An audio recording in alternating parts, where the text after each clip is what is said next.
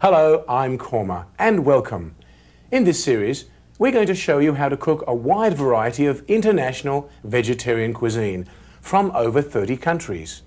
And in this edition, we're going to show you how to prepare the second in this series of 3 Asian meals. This time, an Asian-style buffet consisting of Thai vegetarian curry and sweet and sour walnuts. So let's begin. I thought we'd start this section by showing you how to prepare a delicious Thai vegetable curry using potatoes and tofu and other things simmered in a delicious lemon-flavoured coconut peanut gravy. So let's begin by showing you some of our very interesting ingredients here. On our spice plate here, we have a whole range of wonderful spices, starting with 2 whole cloves, a tablespoon of coriander seeds, a teaspoon of cumin seeds, 5 dried red chilies. We've got 3 whole black peppercorns. We've got some cinnamon stick here, about 1 or 2 inches, broken up into little pieces, 3 tablespoons of safflower oil, half a teaspoon of yellow asafoetida to give this vegetable a nice savoury kick, 2 small hot green chilies that have been seeded and sliced into thin strips. We've got a teaspoon of lemongrass powder to give this dish a really nice savoury lemony flavour. We've got half a teaspoon of galangal. This is Asian-style ginger powder, also known as Laos powder. We've got a teaspoon of salt, a tablespoon of instant tamarind that's been dissolved in water to make a puree, and half a teaspoon of cardamom seeds that have been taken out of the pod, and here they are whole. Now over here we've got another selection of very interesting ingredients, starting with potatoes. 4 medium-sized potatoes, in fact. They've been parboiled and cut into half-inch cubes. We've got 2 tablespoons of brown sugar, 4 tablespoons of dry roasted peanuts, 3 tablespoons of light soy sauce, 3 tablespoons of fresh lemon juice, and some coconut milk. We've got exactly 2 cups of coconut milk. This is not actually the liquid from inside the coconut, but it's a puree made from the flesh, the white fleshy part of the coconut. And over here, last but not least, we've got 14 ounces of firm tofu cut into half-inch cubes. Let's begin by dry roasting some of our spices over here in our wok. I like to use a wok for practically everything because it's so versatile. Bung on our flame, and let's put our first 6 ingredients here, some of the whole spices, into the wok. We're going to dry roast them. That extracts their wonderful flavour, which is locked up inside each of those little spices in the form of essential oils. When you dry roast it, all that fragrance comes out, and then when you grind it up to a powder, that flavour of the spices can mix right through the curry. So let's start by putting in our cloves and our coriander seeds, followed close behind by our cumin seeds. Bounce a few black peppercorns in there, chuck in a few cinnamon sticks, and our dried chilies. Let's pull off the little end bits here. I don't think we need them in the wok. Like so. Now we're going to ever so gently dry roast these spices until they go a slightly darker colour and a beautiful aroma comes out of the pan. So here's our spices after 2 minutes. They've darkened in colour and they're very, very aromatic. There's a wonderful fragrance wafting up from the wok here.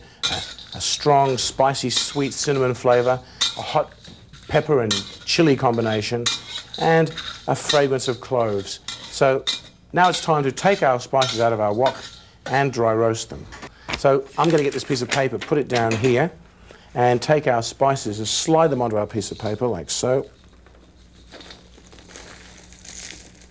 and carry them over to our spice grinder. I usually find this is the most practical form of transportation. Sometimes you lose a few off the side, but that's life. Let's take them over here.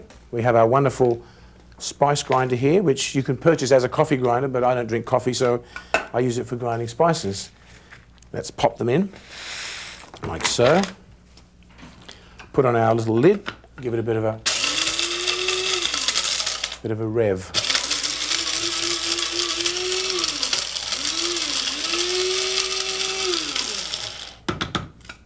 Wow. Whew. That fragrance almost knocks you over, and everything's ground up very nicely. Look at that. Okay, well, let's take that out and put it on our little bowl, on our plate over here with the rest of the spices. And let's begin the next stage of our operation, which is sautéing our oil and some of our other spices before we put in our main ingredients. Bung on the flame. Well, the wok's already warm from all the dry roasting, so let's just put our oil in straight away, shall we? Like so. Actually, our wok was already quite warm from the dry roasting. Let's put in our lovely slices of green chilies there. This method of sautéing spices in a little bit of oil is also very effective in extracting their beautiful flavours.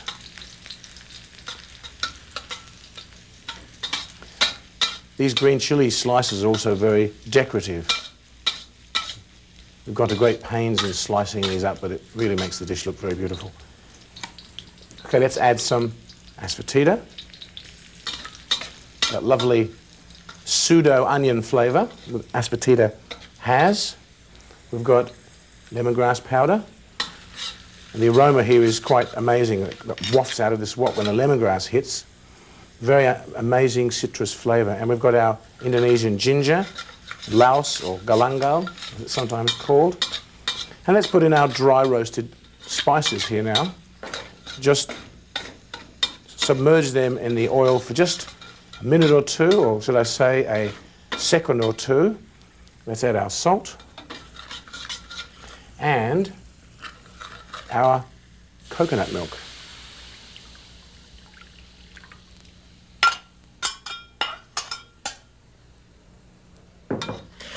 What I'm going to do now is just warm our coconut milk through, not exactly bring it to the boil, just mix everything in and warm it. This is going to be the main liquid portion of this curry, and we're going to simmer our parboiled potatoes and our tofu and some more of our spices in this while we're warming it up. So our spicy coconut milk is getting quite warm now. At this point in time, I'm going to add the rest of our ingredients here, which is the brown sugar, the lemon juice, slurp of lemon juice, nice sweet and sour combination there, salty tang of soy sauce, the earthy crunch of peanuts, a nice exotic sourness of tamarind, fresh taste of cardamom seeds, parboiled potatoes, and the tofu. Now we're going to fold this in very carefully, and we're not going to stir it around very heavily lest we break everything up. Rather, we're going to simmer this now for about 15-20 minutes until the sauce thickens and everything becomes soft and juicy. Well, here it is, our finished product. Everything is succulent and soft with a beautiful fragrance emanating from the wok here. We've got the juicy chunks of tofu, lovely soft pieces of potato, swimming in a peanut lemon sauce. I'm not going to stir it up anymore, and in fact I'm going to turn it off. We don't want to mush up those lovely things. Here it is, a batch of Thai vegetable curry. Just serve it with a batch of rice for a wonderful Asian buffet.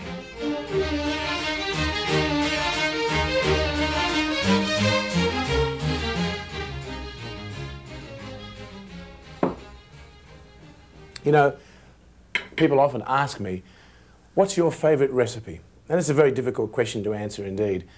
But if I ever did have a top 10 recipes, this next dish, sweet and sour walnuts from Shanghai, would have to be amongst them, probably near the top. I first picked up this recipe in Shanghai a few years back, and it's always been one of my favourites.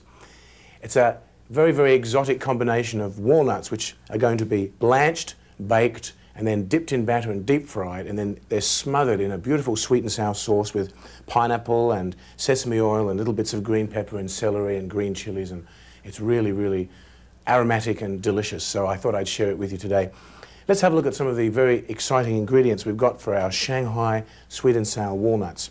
I've broken the ingredients up into three. We're starting off with some water. There's actually about 3 cups of water here, and we're going to bring that to the boil, and we're going to add our walnuts. Now these are walnut halves. You have to try to get a hold of these if you can. If you can't get a hold of walnut halves in the shop, just get a hold of some whole walnuts. They're probably easier to get. Crack them open and pull out the walnuts, break them in half, and you've got your product. As well as that, we've got the ingredients for the batter. All these 5 ingredients here are going to be used for the batter. We've got a cup of plain flour, a tablespoon of cornstarch, 2 teaspoons of baking powder, 3/4 of a cup of water, and a tablespoon of corn oil.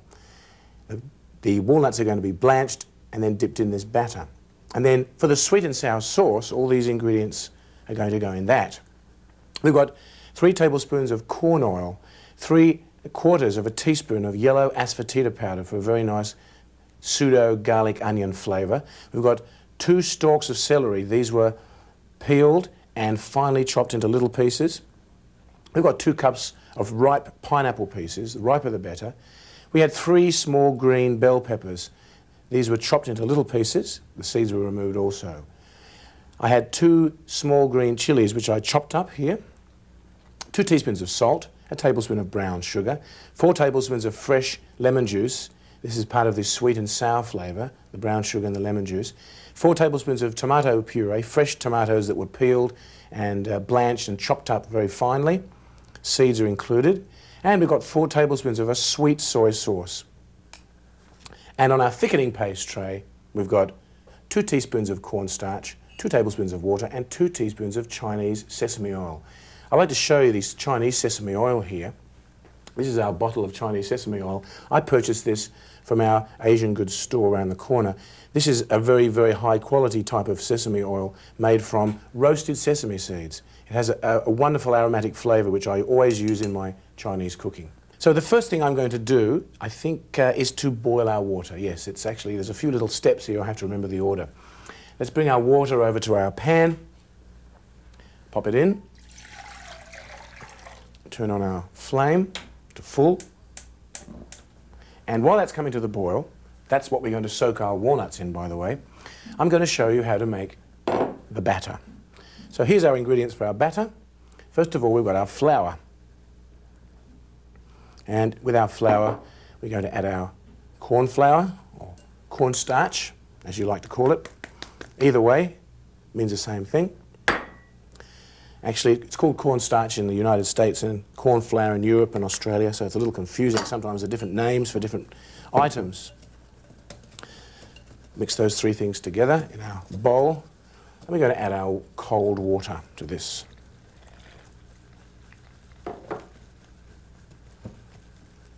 Take a little extra water.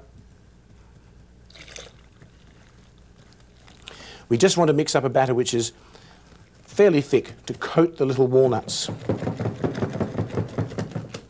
Like so. I think maybe a drip more water. Right.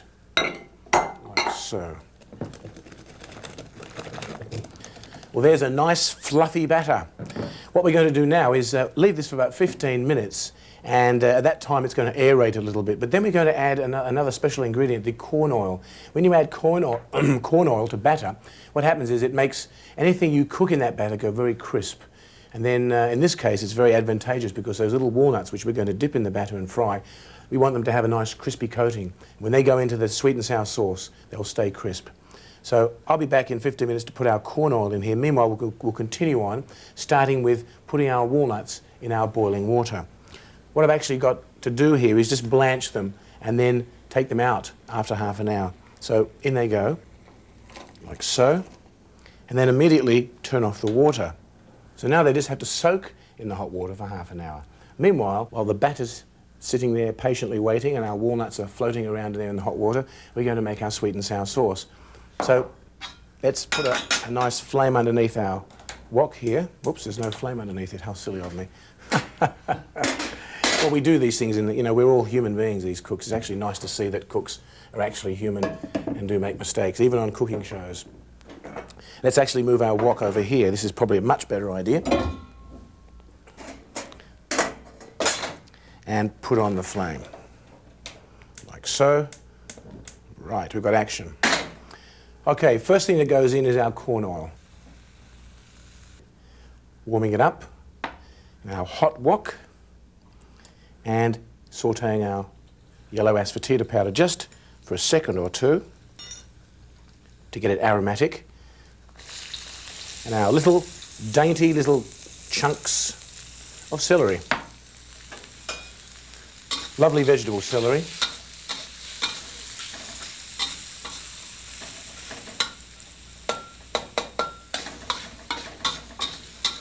Sauté this for a few seconds, bring out the lovely green colour, and put in our bell peppers, or capsicums, depending on what part of the planet you're from.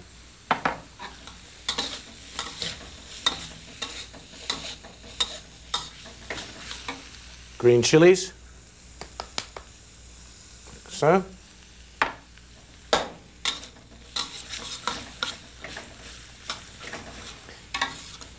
And pineapple.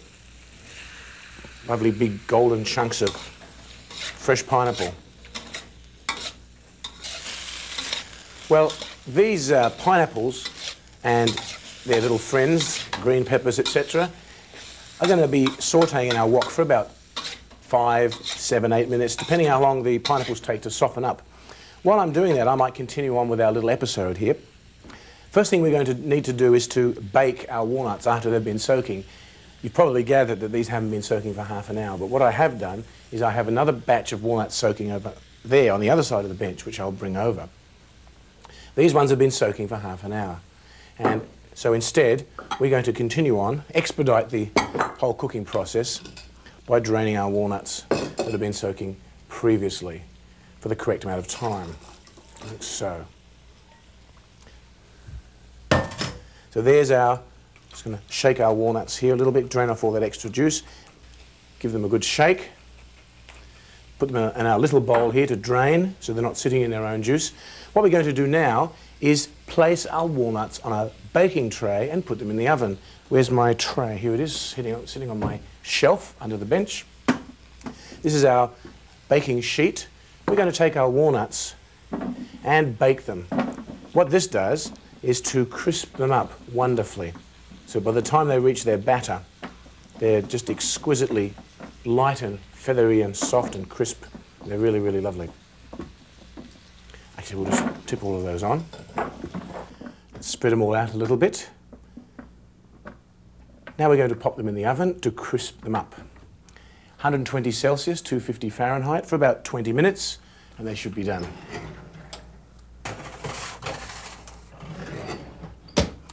While they're baking, let's take a look at our sauce while we're waiting for our walnuts to bake.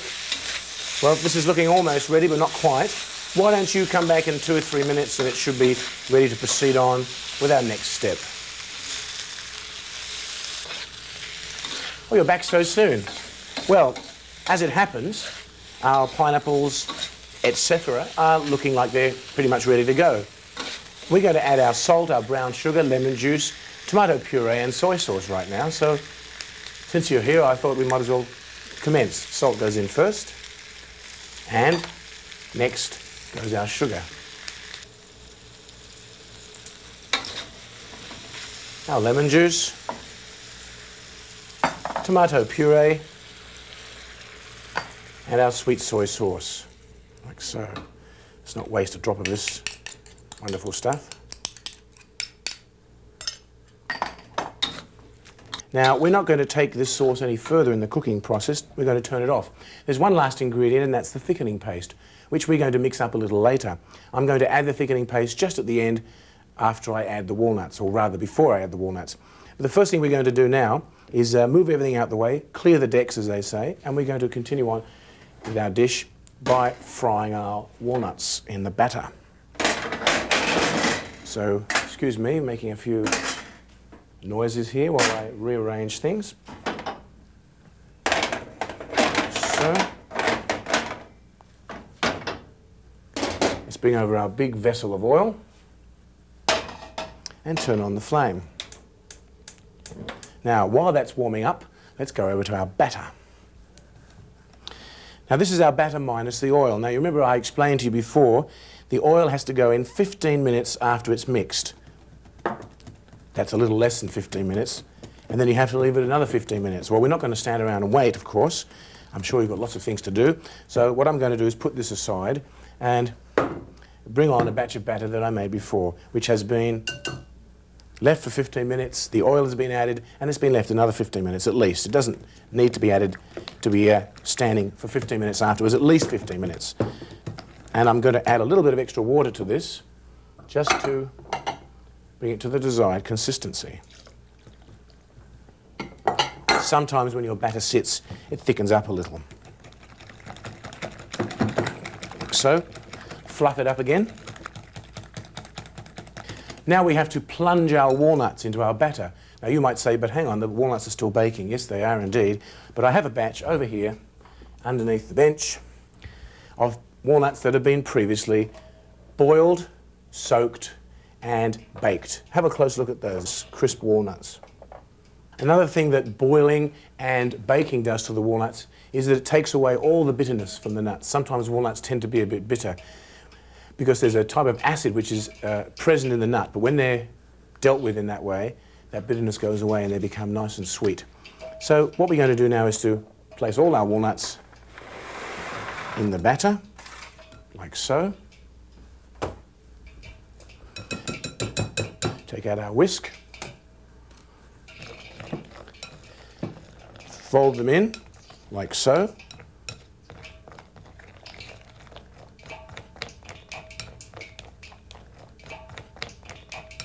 So let's take our batter over to our vessel of safflower oil and let's start to deep fry our little fellows over here.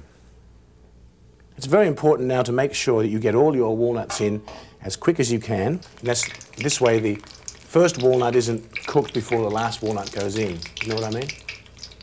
So very carefully, without burning your fingers, put one batch in quick as you can. Pop them all in separate places in the wok, not on top of each other. I think that'll do for our first batch. Bring in our slotted spoon and very, very gently move them around a little bit, pushing them under gently, gently, gently until they go a nice golden brown colour. Lovely sound of swishing and crackling when the deep frying goes on. You know, it's funny, some people relax reading a book, some people relax in front of the TV. I can relax in front of a wok. Okay, I think our little walnuts are golden enough now. Let's take out our slotted spoon, bring in our big fellow here, a lovely Chinese thingamajig. The last of our little golden walnuts are done. Let's give them a good shaking after their ordeal. Pop them into our colander. Let's turn on our sauce. In goes the sauce, thickening paste. In goes the thickening paste. And stir it up. This makes a very nice glazed looking sauce into which we're going to pour our crispy, crunchy little nuggets of walnuts. Notice how it's thickening up nicely? This just takes away that sort of wetness and gives it a nice smoothness. Okay, all that remains is to add our sumptuous little chunks of walnuts. I would do this, by the way, just before serving. Have a nice big batch of fluffy rice. And here it is, a beautiful hot wok full of Shanghai-style sweet and sour walnuts near the top of Kurma's culinary top 10.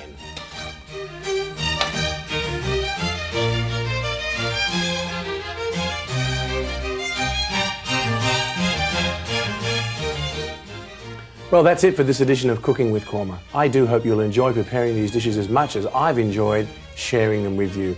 Happy and healthy eating.